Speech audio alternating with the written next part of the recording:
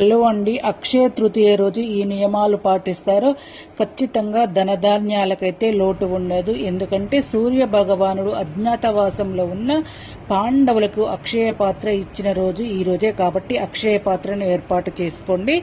మరియు అన్నపూర్ణాదేవి తన అవతారాన్ని స్వీకరించబడిన పర్వదినం కాబట్టి అన్నపూర్ణాదేవిని పెట్టుకోండి.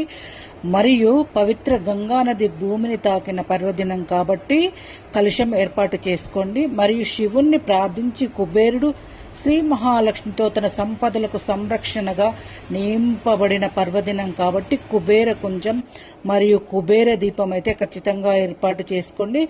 కుబేరుని ముందు ఇలా పచ్చ కుంకుమతో ఎవరైతే కుబేర మంత్రం చదువుతూ పూజ చేసుకుంటారో ఖచ్చితంగా వాళ్ళ కోరిక అయితే నెరవేరుతుంది.